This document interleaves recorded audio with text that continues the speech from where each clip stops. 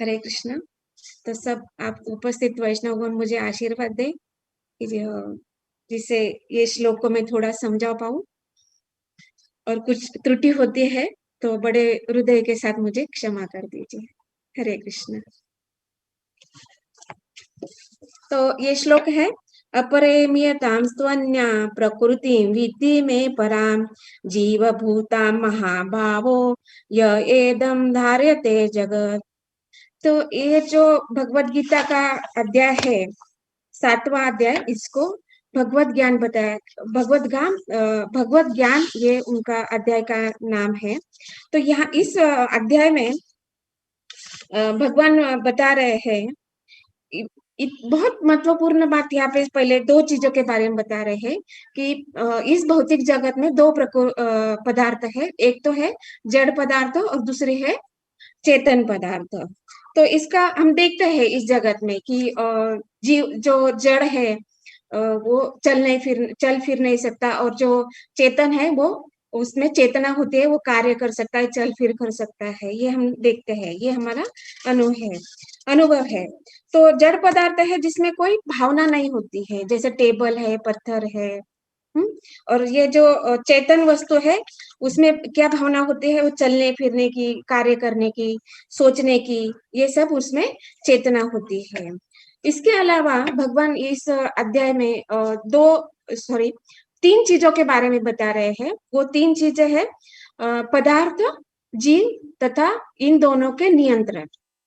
इन दोनों को कैसे कौन कंट्रोल कर रहा है, ये तीन चीजें यहाँ पे बता रहे हैं। पदार्थ, जीव तथा दोनों के नियंत्रक के बारे में यहाँ पे बता रहे हैं।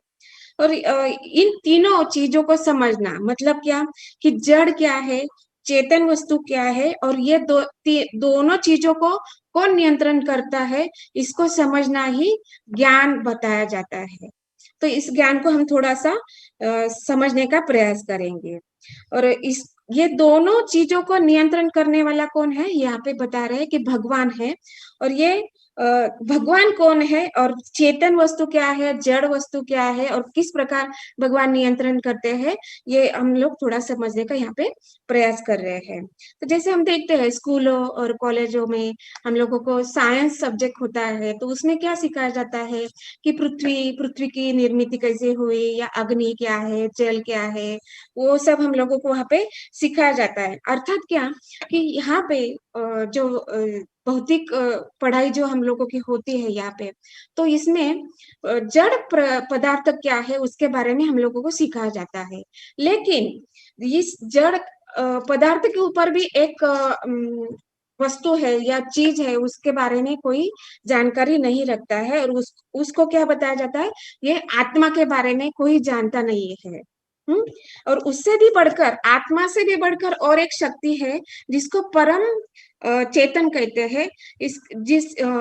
जिसे परम चेतन कहते हैं। लेकिन वो क्या होता है कि वो परम चेतन शक्ति ऐसी है कि कोटि कोटि ब्रह्मांड को रचाती है, कोटि कोटि जीवों के भी स्वामी है, और उनको भगवान कहा जाता है। और ऐसे भगवान सबके जीवों के लिए क्या क्या वस्तु की आवश्यकता है वो भी हमें जीवों के लिए प्रदान करते हैं। यही नहीं, केवल प्रदान ही नहीं करते, तो उनका पालन पोषण भी करते हैं। इस बारे में किसी को भी ज्ञान नहीं है। मतलब जो कॉलेज में या साइंस में या जो हम लोग एजुकेशन यहाँ पे ले रहे हैं, तो ये हम लोगों को केवल जड़ वस्तु के बारे में ही हम लोगों को सिखाया जाता है। किसी भी आत्मा के बारे में या पराशक्ति के बारे में और भगवान जो परम चेतन है उनके बारे में हमें सिखाया नहीं जाता है। और भगवान इस अध्याय में बता रहे हैं कि अर्जुन, सारे भौतिक दुनिया के ये जो सारे 8 तत्व है जिससे ये भौतिक प्रकृति बनी है, कौन सी है ये भौतिक प्रकृति, किस 8 तत्वों से बनी है, कौन बता सकता है, मतलब कौन जानता है? जैसे कि दैत्य प्रावन प्रभु जी ने कल ही हम लोगों को बताया, और आज से लोग भी रिपीट किया है। यस, पृथ्वी, आकाश, जल, हाँ, वायु, अग्नि, मन, बुद्धि और अहंकार। यस माता जी, thank you very much. Earth, water, fire and ether. Yes, thank you Dhruv Prabhu ji. और सूक्ष्म तत्व क्या है प्रभु जी? False ego and minds and false ego and Yes. ahankar, ego, Yes. Intelligent. intelligence. and intelligence. Yes, thank you, Hare Krishna. तो ये जो 8 जो तत्व है, इन तत्वों से यहाँ पे भौतिक दुनिया यहाँ पे बनाई गई है। और भगवान यहाँ पे बता रहे ये सारे जो है 8 तत्व जो है, ये क्या है, मेरी अपराशक्ति है। और इसके भी ऊपर जो है वो एक पराशक्ति बोली गई है, और उसको आध्यात्मिक शक्ति बोलते हैं, जिसको हम लोग यहाँ पे तात्पर्य में श्रील प्रभुपाद लिख रहे हैं कि जीव परमेश्वर की पराशक्ति है, परा प्रकृति है या पराशक्ति है। तो ये जो 8 तत्व है, इन 8 तत्व के साथ जीव जो है पराशक्ति है, इनका संयोग होके यहाँ पे इस भौतिक जगत में ये सब कार्य वहां पे चल रहा है।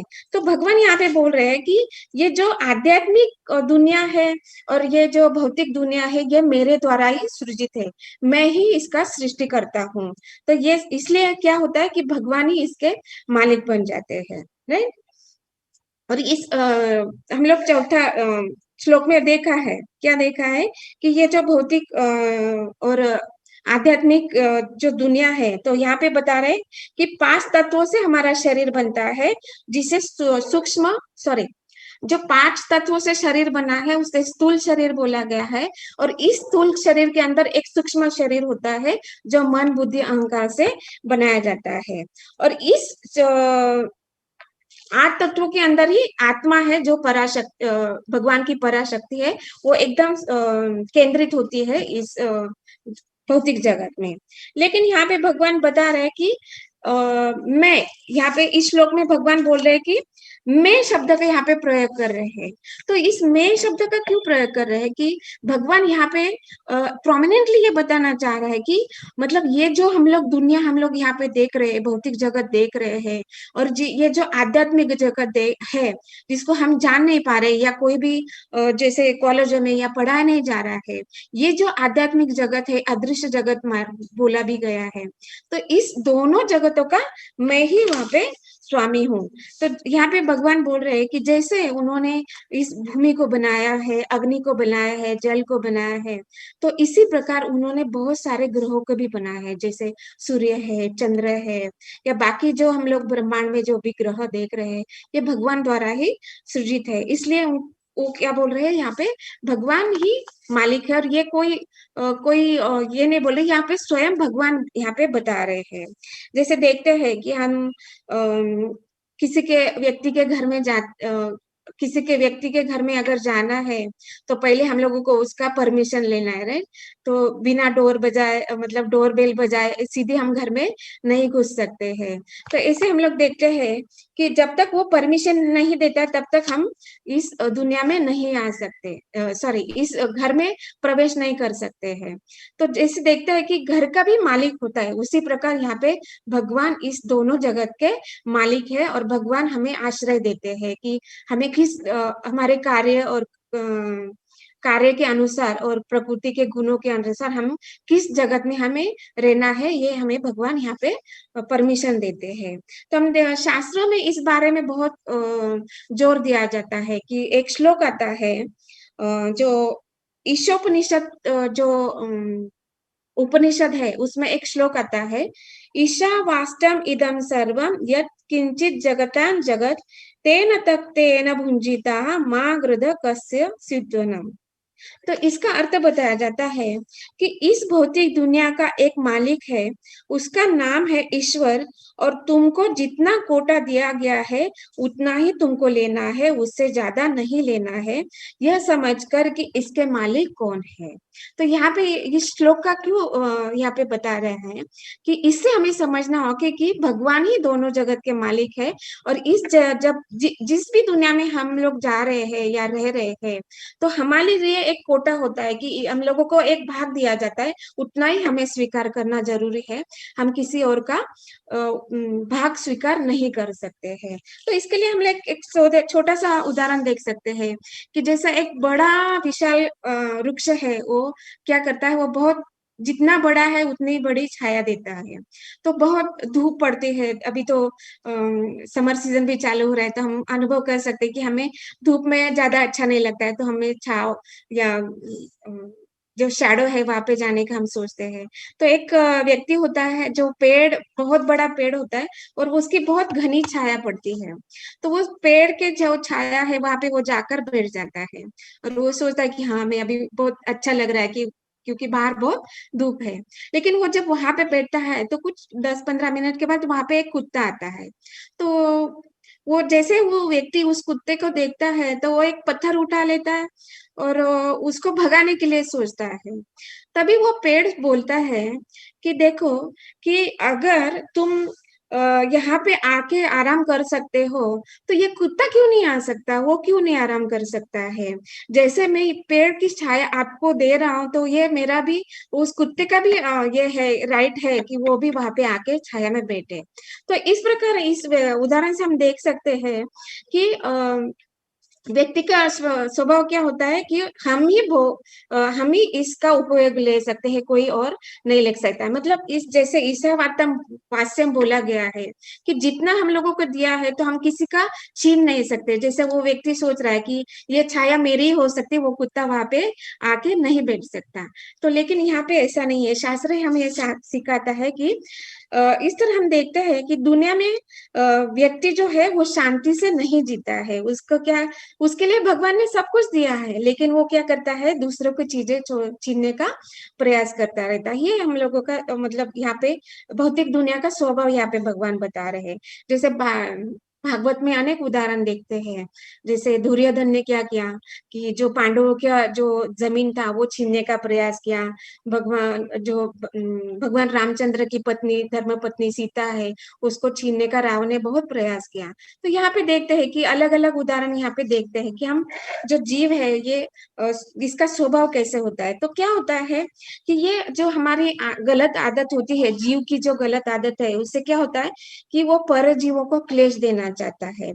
लेकिन हमें यह जानना चाहिए कि सबों को आश्रय देने वाले जो भगवान है वो कौन है, परम पिता कृष्ण है और इस सारे ब्रह्मांड के वो स्वामी है। ये केवल हमारे लिए नहीं है। तो मतलब इस जगत में जो भी चेतन वस्तु है या जीव है उनका भी उतना ही अधिकार है जितना कि मनुष्य प्राणी का है।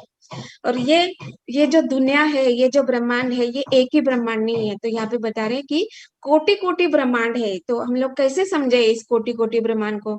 तो एक बोरी है और बोरी में राई के दाने हैं। जो राई हम लोगों को पता है ना, जो सब्जी में हम तड़का डालते हैं, तो वो राई के जो दाने हैं, तो एक समझ लीजिए एक बोरी है और वो उस बोरी में कितना राई आता है। तो हम उसको काउंटलेस है, उसको काउंट नहीं कर सकते। हम काउंट कर सकते कि 1 2 ऐसे। तो वो जो अनगिनत है उतने ब्रह्मांड है। और इस पूरे इतने जो ब्रह्मांड है, उस पूरे ब्रह्मांड को मिलाकर भौतिक दुनिया बोला गया है।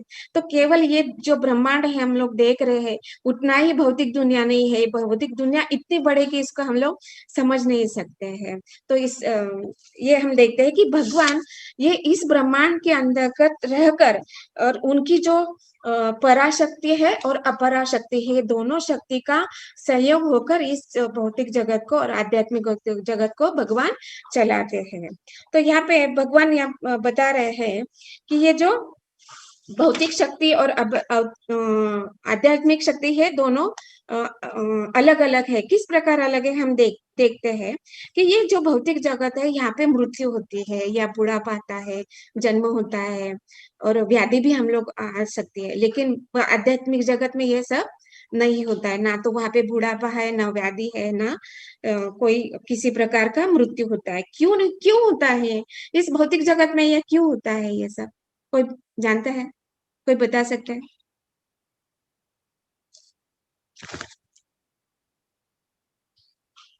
क्योंकि यस दुखालय शाश्वत है माता जी, इसलिए यस ये सब होता है। हम यस लोग प्रभु भगवान जी। का धाम छोड़ के आए हैं, जीत यस करके हमको भी मालिक बनना है। यस इसलिए हम लोग का वास्तव में सेवा की है, पता चल रहा है। इसलिए हम लोग भौतिक जगह दुखालय में, लेकिन भगवान की यस सेवा में लगता है, इसलिए हम सुखालय में हो जाते यस प्रभु जी। तो हाँ, तो इस भौतिक जगत में ये सब क्यों आता है, क्योंकि ये भौतिक जगत जो है ना ये असत है। और आध्यात्मिक जगत क्या है? सत है, वहां पे कोई किसी प्रकार का वहां पे दुख नहीं है, इसलिए ये असत शरीर होने के लिए, असत का अर्थ है ये यहाँ पे कोई भी चीज शाश्वत नहीं है, ये हमेशा रहने वाली चीज नहीं है। और आध्यात्मिक जगत में क्या है? सत है, वो हमेशा के लिए ऐसे ही रहने वाले हैं, इसलिए ये जो 4 प्रकार के दुख है ना, ये इस जगत में हम लोगों को भोगने पड़ते हैं। और यहाँ पे बताया गया है कि जैसे, तो इसको हम कैसे देखेंगे इस भौतिक जगत में? देख, हम एक सिंपल सा उदाहरण लेते हैं, जैसे एक फूल है झाड़ में, अगर पेड़ में एक फूल आता है, तो वो फूल सुबह सुबह अगर देखेंगे तो वो बहुत सुंदर खिला हुआ फूल होता है, लेकिन उसी फूल को अगर शाम को देखेंगे तो वो मुरझा जाता है।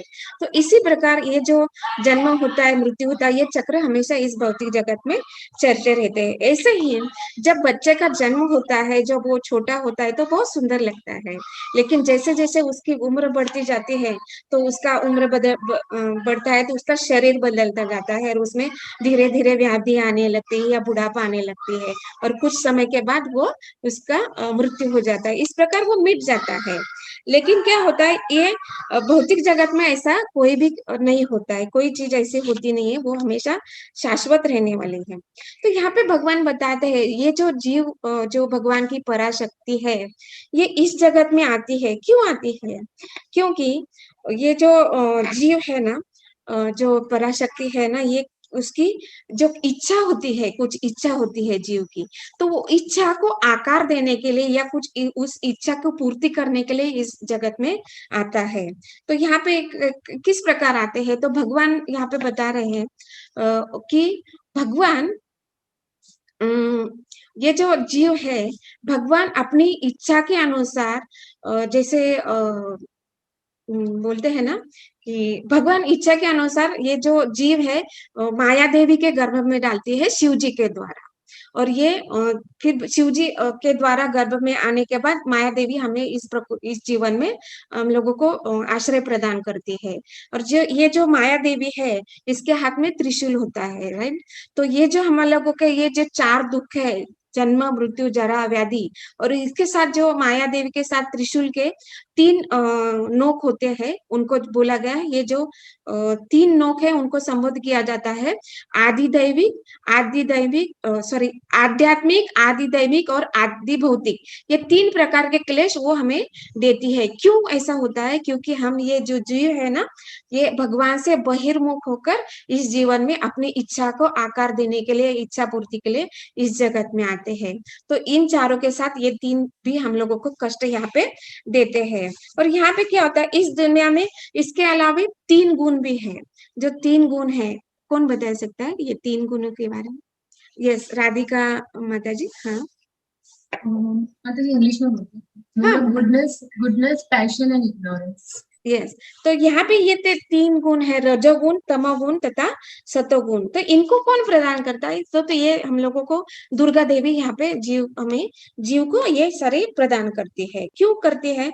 क्योंकि उनकी ये जो दुर्गा देवी हमें ये 3 गुण प्रदान करते हैं। तो हम देखते हैं इस जगत में, तो कोई जीव ऐसा होता है जो शराब पीना चाहता है, या नशापान करना चाहता है, या अवैध संबंध करना चाहता है, तो उनको, ऐसे जीवों को भगवान दुर्गा देवी क्या करते हैं, रजोगुण में, सॉरी, तमोगुण देती, तमोगुण में उनको डाल देती है। तो कोई ऐसे जीव भी होते हैं जो चाहते हैं कि मैं कंपटीशन करूं, या किसी का बहुत कुछ इकट्ठा करना चाहता है, या धन, या जो भी है, ऐसे उनमें कुछ गुण होते हैं, तो उनको दुर्गा देवी क्या करती है, उनको रजोगुण में डालती है। और कुछ ऐसे जीव है जो चाहता है कि कोई अच्छा सा भगवान के लिए गीत लिखूं, या कोई शास्त्र पढ़ना चाहता हूँ, या मंदिर में जाके देवी देवता का मैं पूजा करना चाहता हूँ, या किसी भी जीव को मैं दुख नहीं देना चाहता हूँ, या फिर मैं यहाँ पे इस जीवन में बहुत सुखी रहना चाहता हूँ। तो ऐसे जीव है जो है, उनको सतोगुण में डाला जाता है। ये जो 3 है, ये जो 3 गुण है, ये क्या है, ये दुर्गा देवी हम जीवों को प्रदान करती है। और यहाँ पे भगवान बता रहे हैं, ये 3 गुणों को निर्माण करने वाला भी मैं ही हूँ। यहाँ पे ये भगवान बुलाया जाता है, भगवान बता रहे हैं। और ये 3 उन लोगों के लिए है जो भगवान से बहिर्मुख होकर इस खुद की प्रोग्राम चलाना चाहते हैं और इस जीवन में आना चाहते हैं, तो इसलिए उनको दुर्गा देवी इस 3 गुणों में रखती है। तो ये जब जीव है, भगवान के क्या है? भगवान जीव का स्वरूप क्या है? कौन जानता है? कौन बता सकता है? यस, राधिका माता जी बताइए। जीवेरे स्वरूप नित्य दास। Yes, yes. तो ये भगवान, ये जो जीव का स्वरूप है, ये क्या है? भगवान के हम नित्य दास है। तो ये जीव का स्वरूप है और ये क्या है? नित्य दास भी है, भगवान के पार्षद भी है, और हम भगवान जीव क्या है? भगवान के धाम में रहने वाले हैं। लेकिन क्या होता है, अभी हम कुछ काल के लिए, कुछ टाइम के लिए ये भगवान से बहिर्मुख होकर इस भौतिक जगत में आए हैं, और यहाँ पे उस आध्यात्मिक जगत के बारे में, जो जहाँ पे हमारा जो शाश्वत धाम है, उस बारे में यहाँ पे भगवान बता रहे हैं। क्या है? ये जो आध्यात्मिक जगत है, ये भौतिक दुनिया से बिल्कुल अलग है। और इसको कैसे पता चलेगा कि ये कैसे है? तो यहाँ पे हम लोग देखते हैं कि 15वां अध्याय में भगवान बताते हैं कि क्या बताते हैं कि ये जो आध्यात्मिक जगत है, ये ये जो भौतिक जगत है, आध्यात्मिक जगत का प्रतिबिंब है। जिस प्रकार चंद्रमा का शैडो इस पानी में, नदी में पड़ता है, और वो हम लोग चंद्रमा की जो शैडो है वहां पे पानी में देखते हैं, और उस चंद्रमा को हम पकड़ने का प्रयास करते हैं। तो वो जो प्रतिबिंब है, वो भौतिक जगत है। और मतलब क्या कि चंद्रमा तो है, राइट? तो वो आध्यात्मिक जगत है, और ये जो हम शैडो देख रहे हैं, ये भौतिक जगत है। इसी प्रकार यहाँ पे बोल रहा है कि ये भौतिक जगत आध्यात्मिक जगत की छाया है। और यहाँ पे देखेंगे कि हम देखते हैं कि ये जो भगवान है, ये सब दोनों दोनों दुनिया को चलाने वाले हैं, और भगवान दोनों के स्वामी है। और ये कैसे पता चलेगी कि भगवान दोनों दुनिया के स्वामी है? क्योंकि ये भगवान कोई साधारण व्यक्ति नहीं है। तो इसको कैसे समझेंगे? तो भगवान जब छोटे बच्चे थे, तो जैसे यशोदा मैया को पता चला कि भगवान ने मिट्टी खाई है, तो माता यशोदा ने क्या किया कि बोला उनको, दिखाओ, मुंह खोल के दिखाओ मुझे, आपने सही में मिट्टी खाई है क्या? तो जब भगवान ने मुंह खोला, तो क्या दिखा यशोदा मैया को? पूरा ब्रह्मांड का दर्शन वहां पे यशोदा मैया ने किया। तो इससे हम समझ सकते हैं कि भगवान कोई साधारण व्यक्ति नहीं, इस ब्रह्मांड के मालिक है। और यही उदाहरण नहीं तो और सारे, बहुत सारे उदाहरण है। जैसे भगवान ने विश्व रूप दिखाया, विराट रूप दिखाया। इस भगवत गीता में आगे भी हम लोगों को ये सब देखने को मिलेगा। और इसका पुष्टि, ये जो भगवान परम सत्य है या परम श्रेष्ठ है, इसका पुष्टि केवल हम नहीं कर रहे, या श्रील प्रभुपाद नहीं कर रहे। तो यहाँ पे बता रहे हैं कि बड़े बड़े ऋषि मुनि, तो यहाँ पे 4 ऋषि मुनियों का नाम आता है। तो ये 10वें अध्याय में 4 ऋषि मुनियों का नाम है। शायद आप में से, मतलब हम में से बहुत सारे लोग जानते हैं। किसी को याद है ये 4 मुनि कौन है?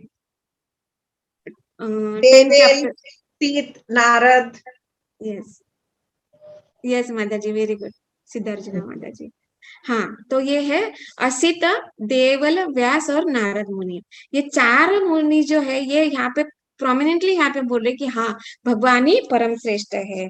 तो इस तरह हम देखते हैं कि शास्त्रों के तौर पे, या ऋषि मुनि के आधार पे, और भगवान के लीलाओं के आधार पे हम देखते हैं कि भगवान ही इस सृष्टि के मालिक है। और ये जो पराशक्ति है, जो 8 तत्वों से बनी है, और ये जो सॉरी, ये जो अपराशक्ति है, जो 8 तत्वों से बनी है, और ये जो पराशक्ति है, जो जीव है, इन दोनों का संयोग से ये भगवान यहाँ पे भौतिक जगत को चला रहे हैं। तो ये यहाँ की भगवान की ये शक्ति को हम देखते हैं। तो ये जो दोनों शक्तियां है, और ये दोनों को शक्ति को नियंत्रण करने वाले ये भगवान है। जब इस तत्व को हम जान जाएंगे ना, तो हम भगवान की भक्ति में लग जाएंगे। और ये भगवान यहाँ पे बने, जिस प्रकार अगर मेरे भक्ति में लग जाओगे, तो इस मेरे धाम को आप प्राप्त करना पाओगे। तो यहाँ पे ये जो 4था चैप्टर में जो श्लोक होता है, जन्म कर्म च में देवम एवं यो वेत्ति इति तत्वता त्वक्ता देहम पुनर्जन्म नैति मामेति स्वार्जुन। तो मतलब ये जो भगवान का जन्म है और ये जो कर्म है, कर्म किस प्रकार है और उनका ये तत्व है कि ये जो पराशक्ति है अपराशक्ति है दोनों को मिलाना, ये जो कार्य है, यहाँ पे ये तत्व के बारे में बुलाया गया है, बता रहे हैं यहाँ पे। ये इस तत्व को हम जब जान जाएंगे ना, तो हम इस जानने के बाद हम भगवान को प्राप्त कर सकते हैं और हम भगवान के धाम में जा सकते हैं। हरे कृष्णा, दंडवत प्रणाम। थैंक यू वेरी मच सभी को।